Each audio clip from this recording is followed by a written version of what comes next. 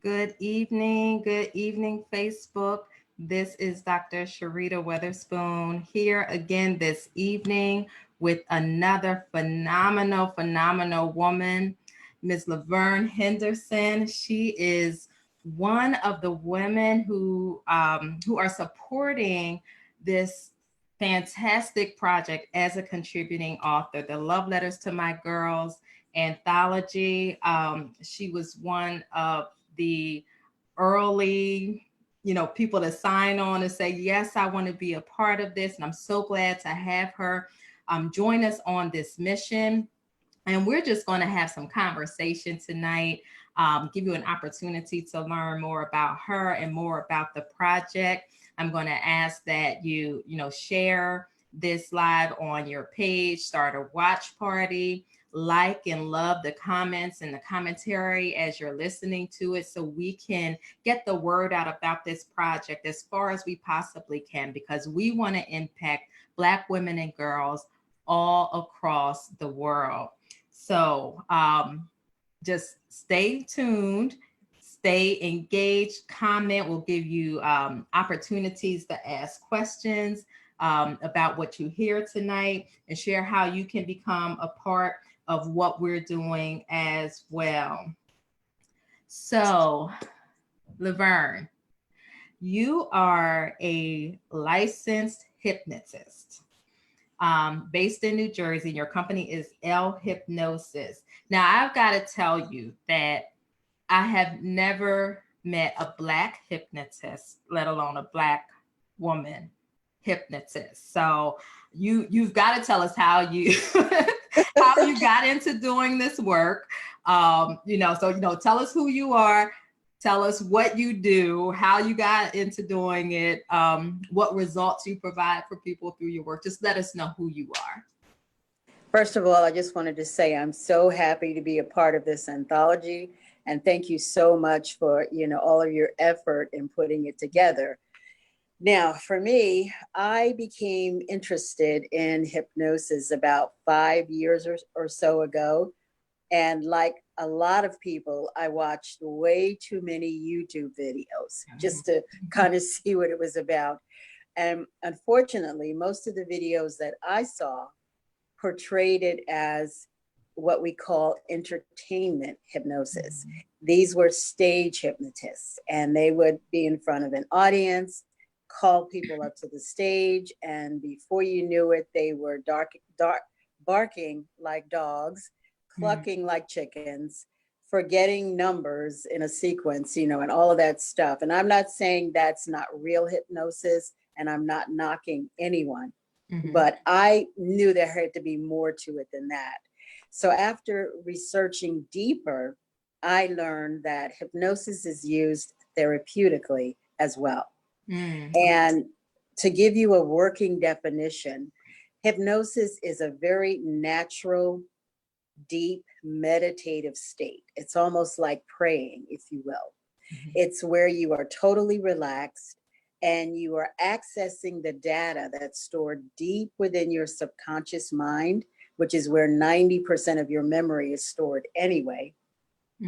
So you're accessing that information and you're using a laser sharp focus coupled with your imagination, your visualization, and you're using all of this to help yourself overcome a myriad of issues, everything from insomnia, pain, low self-esteem, phobias, and a whole slew of addictions, And what attracted me to it is that it's totally natural.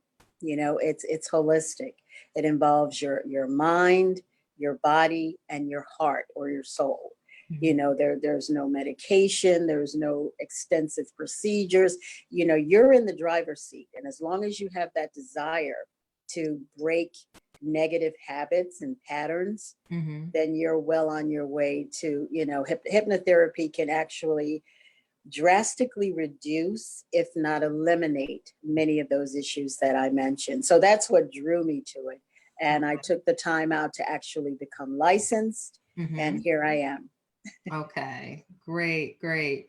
So that is LaVerne the hypnotist. Now, who is Yes. LaVerne the woman? LaVerne the woman. I am a 63-year-old, recently retired woman. I've had two careers. My first was in human resources or HR. I did that for about 15 years and loved it. I'm very good one-on-one. I'm very good at talking to people, listening to people, and bringing out the best in them. So that was my first career. My second career was as an editor and a proofreader. So I did that for the last 20 years. Okay. And as I mentioned, I recently retired in November. So I'm very happy. I also have another superpower, I like to call it, in that I am happily single. I've never been married. I Oh, do not have any children. wow. And I discovered in my early 30s that there is such a thing as the gift of singleness. And I truly, truly have it. I can honestly say that I do not regret either of those decisions to not get married or have children. And it served me well, but I'm wise enough to know that it's not for everyone. Right. But it's who I am as a woman. So Oh, that's my answer to that question. yeah. So now does that whole idea of having the gift of singleness, is that at all related to what you're writing about in the book? That's a very good question. Indirectly, yes. My chapter in that anthology is more of a love yourself and realize your value. Okay. That's what so in doing so, and we're all single. That's the beauty of it. We're born one at a time, and it doesn't matter if you're married or in a relationship or not. You go through life as a single person, and you have to. How many times have you been in a crowded room or sitting next to family members or friends, and deep down you feel like you're still alone? It's because you are, and the struggle is becoming comfortable within your own skin and enjoying your own company. If there was not another person around. And so that I try to portray that in my chapter, that, in instilling value in yourself as a single individual. So that's how I approached it. Not so much that you have to be single or, but if you are, learn to enjoy it and learn to realize your value.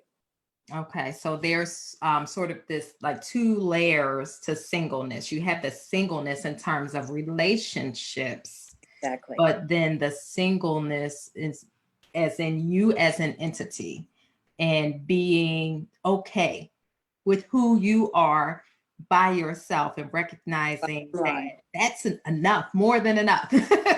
Exactly. You summed it up beautifully. That's, it doesn't matter whether you're in a relationship or not. Deep down, you're still single because you're always with yourself. You take yourself wherever you go. So if you can't enjoy your own comfort, your own company, then you probably that's a valuable skill that I think we all need to work on. And no one's perfect. Don't get me wrong. Right. I feel lonely sometimes, but overall, I'm very, very comfortable with my own company. That's great. So it doesn't matter whether the reader of your letter then is a 16-year-old girl, a 32-year-old woman, maybe a 50-year-old divorcee, or, a 70-year-old who is, healthy and on the go and like, I need to find something else to do with the second part of my life. You feel like they can all get something from your letter. Absolutely. In terms of self-worth and knowing your value and being happy and content with who you are. Absolutely. It applies to everyone, no matter our station in life or where we are in life. It's a universal condition, I think, that everyone needs to realize and inhabit their own worth and value. Okay. So do you think in going through life, one as a single person, but then also growing to a point where you were complete and whole in your singleness, that that it is in fact something that people can learn to do? Or do you think it's either you have it or you don't. I think it's a learned state of being, I think. Mhm. You know, some people are thrust into being single, you know, through the death of a spouse or, you know, a significant other. Maybe you were an only child, maybe you grew up, you know, kind of being by yourself a lot. To me, it doesn't really matter, but you still have to work at it. Mhm. Since I've never been married and I don't have any children, I have siblings, I have nieces and nephews, I even have grandnieces and nephews at this point. So that's a wonderful and beautiful thing. And I can always surround myself with friends and family. I can travel, I can do whatever I need to do when, because we all have that desire for companionship, you Mhm. know, and love. Mhm. So you do what you got to do to, you know, and I've had relationships and continue to have meaningful relationships throughout my life. It's just that I know for me, it's best for me to be single. You know, I prefer my own company more so than to be in a committed lifelong relationship, you know, so that's just me. But for those who don't have this gift, yes, I would say that it's definitely learned behavior and Mhm. you have to practice it and you have to know it and you have to not be afraid of it. Some Right. people are so afraid of being alone, Mhm. you know, men and women, that Right. they will kind of do anything to the point of lowering their standards Mm. and being untrue to who they are Yeah. just to have that relationship or that label, I am married, you know. Mm. So that's kind of unfortunate. So yes, it is learned behavior. You have to practice it. You Mhm. have to. So what's one thing, one strategy that you could give um, our viewers, male or female, anyone could be watching this video, um, who is uncomfortable in their singleness, not relationship wise, but just they're not comfortable with who they are. They feel that they're lacking in some way. Something is missing. And now that could be the relationship because I'm not in a relationship. I'm less than, or because I'm divorced, I'm no longer a woman or a man. And just not having this full understanding of the power and who they were created to be. What's one thing that you could tell them to practice to help move them along on this journey to being whole and complete within themselves? I would have to draw on my training as a hypnotist for this one. Just being still and being quiet and meditating, you know, take some time. People call it self-care, self-reflection, whatever you want to call it. But you have to be able to sit still Mm-hmm. and meditate and give yourself positive affirmation, you Mm-hmm. know, tell yourself that you are worthy. You know, sometimes women, we think if we don't look a certain way, we're not beautiful. But I've always said this old adage, it's been, I've been saying it a lot lately and it means a lot to me, but beauty is as beauty does. Mm-hmm. You know, it's not what you look like on the outside. You know, if you have a beautiful face and body, congratulations. But guess what? If you're blessed enough to live long enough, your face and your body are not going to serve you that well as you get older. So Right. there's got to be something inside, you know, Mm-hmm. develop your mind, Mm-hmm. develop, be kind to people, you know, learn to smile, learn to appreciate your good qualities, Mm-hmm. and just being able to sit by yourself. That takes away a lot of the fear. We fear what we don't know. Right. You know, fear of the unknown, it just has, it's so powerful. But if you learn to take 5 or 10 minutes a day and just sit with yourself Mm-hmm. and compliment yourself and tell yourself, I love this about myself. I do this. My friends like this about me. So this must be true. So Mm-hmm. just, you know, and that's what I do as a hypnotist, actually. I relax people, I get them in that meditative state, and I give them positive affirmation and help them to develop new habits to Mm-hmm. overcome things like low self-esteem. And I realized that trauma, low self-esteem, and all of that contributes to our fear of being alone sometimes. There's a fear of abandonment. There are all kinds of fears, and these are legitimate fears. I'm not minimizing them in any way, shape, or forms, but you have to do the work. Right. And just, practicing 2 to 3 to 5 minutes a day, just sitting still and being with yourself in that meditative state can do wonders. So that's the best advice I could give. Yes, I like that. You have to do the work. You So it do. doesn't just magically appear. You wake up one morning and all of a sudden you feel good about yourself. Exactly. Yeah, I like that. I like It's that. a learned habit. You have to learn, you have to keep at it. It's a habit. So, what was it that drew you to the project? There's a lot of anthologies. There's lots of opportunities these days to participate in book projects. But what was it about Love Letters to My Girls that made you say, yes, I want to be a part of this? I would say, as a young woman in my 20s, I wish I had something like this. I'm an avid reader and a communicator, and I just wish that an older woman or someone seasoned or who had been through a lot of what I was about to embark on had told me how valuable I was, back then. So that's what drew me. It's an opportunity to give back and to mentor and to encourage and affirm women and girls of their value. So it was personal in that, I wish I had it. I still have it. When it comes out, I can still read, all of the other chapters and glean. We're never too old to learn. I am a lifelong learner. So it's wonderful, and it's never too late to have this information, but that's what drew me to it. I wish that I'd had it when I was younger. Now, are you an author? Like, I know you're editor and published. You've done that type of work, kind of on the behind the scenes. But had you written a book before? I participated in an anthology before, and I worked as a magazine editor. So I've done a lot of articles and that kinds of things. And I am in one other anthology that was a couple of years ago. And I have another one coming out in addition to this one. So I'm really excited that this year I'll be in 2 anthologies. So Great. Yeah.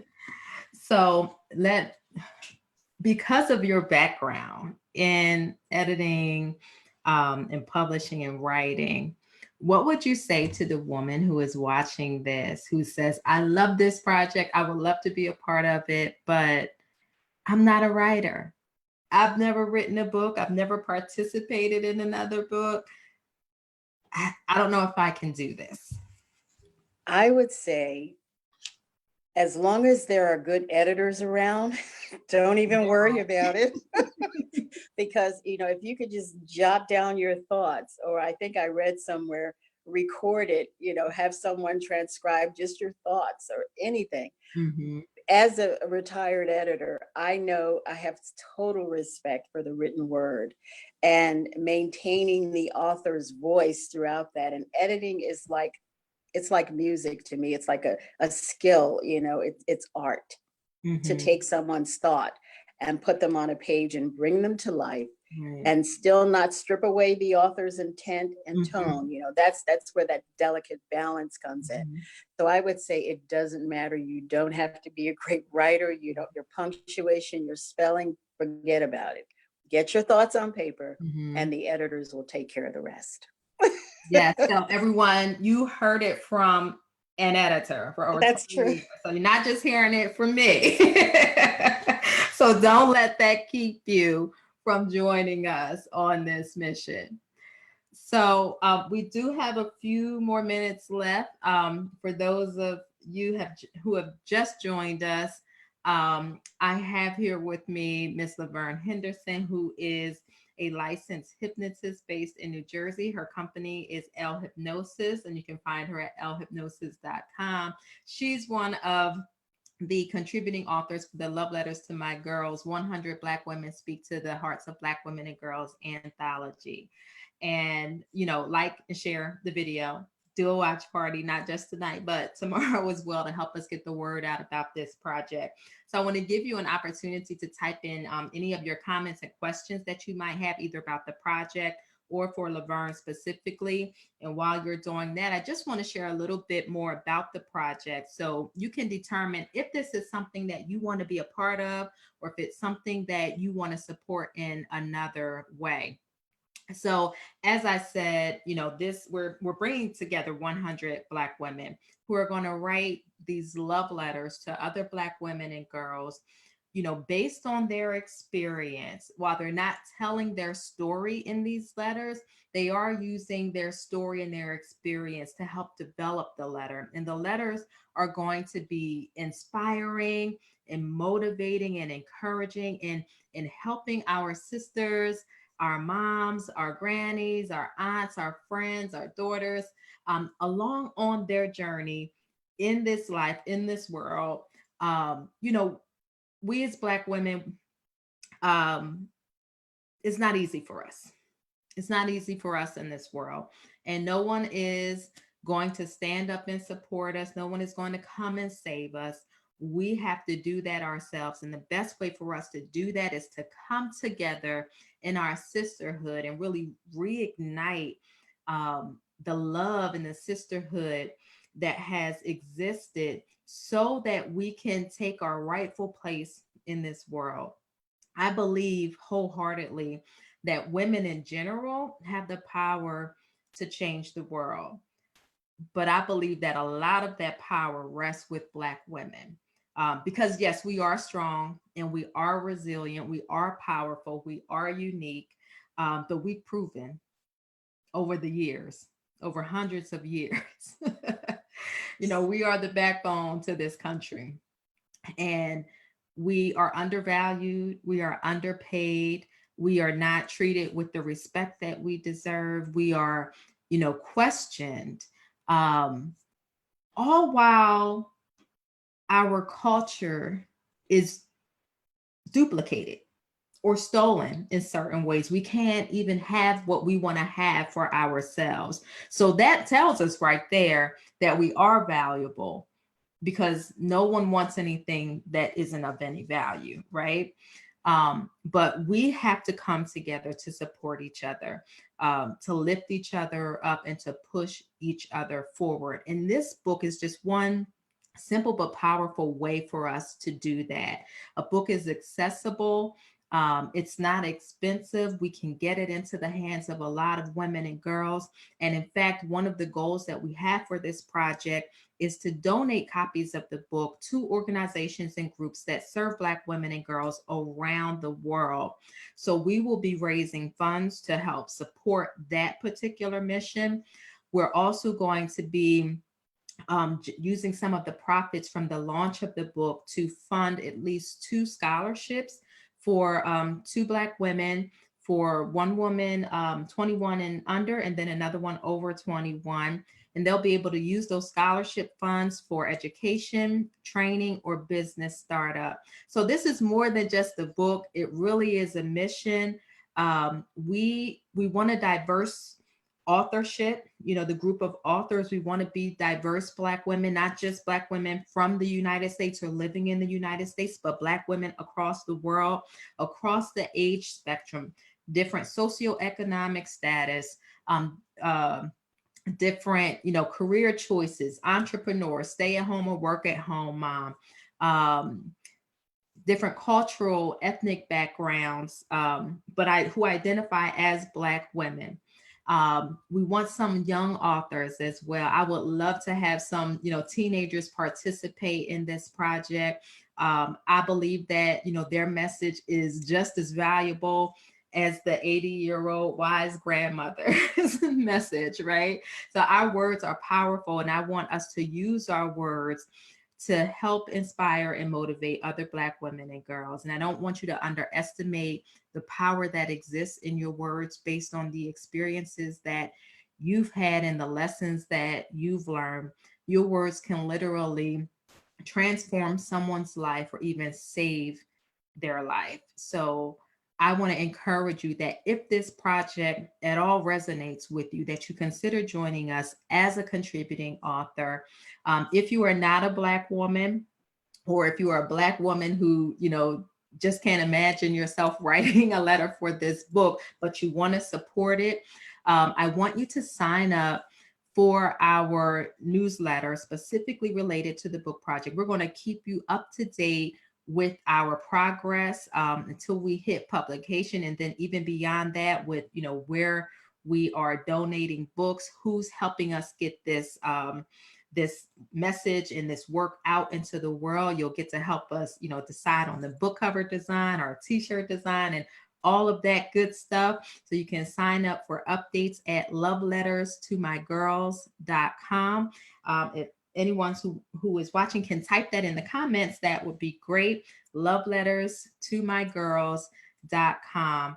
And then for those of you who do want to learn more about being a contributing author, you can learn more at smpl.ro/love letters. And I'll make sure that I add both of those links in the comments or the description when the live is over. So let me check the comments right now and just see if we have anyone with any questions or comments. Yes, Shantae is happy to be a part of this project and says this is an opportunity to give back. Charity asks, is there a deadline for having the final letter prepared? It is. So the deadline to register as a contributing author is March 1st.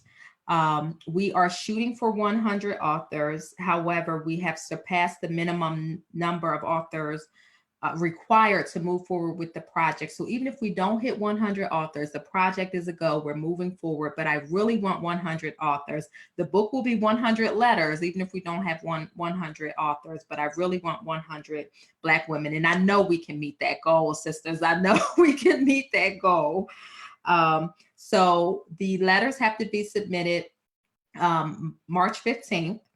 So the sooner you register, the sooner you get your guidelines to follow in developing your letter and your topic and everything, and you'll have more time to write it. We'll turn that letter around to you edited. You'll get to review it again, make sure your name and your byline is correct, all of that goodness, and submit it back to us. And then we're off to the races in the pre-administration publishing phase.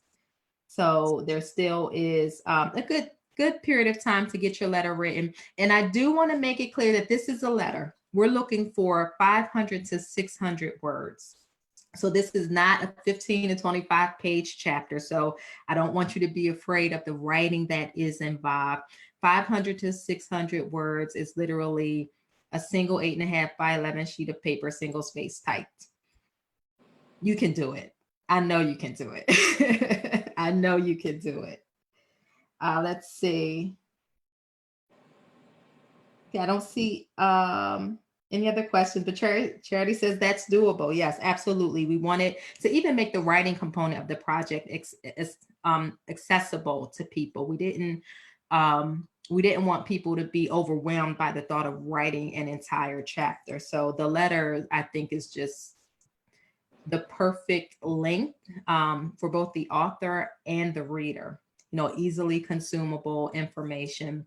You'll have to be, you have to make your points clear and straight to the point, which is what we want. We don't want fluff.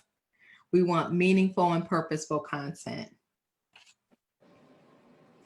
Let's see. Sounds like a good read. We are strong, whether with a partner or without. We have role models to emulate. Self-esteem is key. Absolutely. Charity says you can help her. She says you can help her. Okay. Right, Barry. I will. No problem. Yes. So I am just so excited about this project and where it's going and the impact that it's going to have, and all of the wonderful, phenomenal Black women who are joining me on this mission.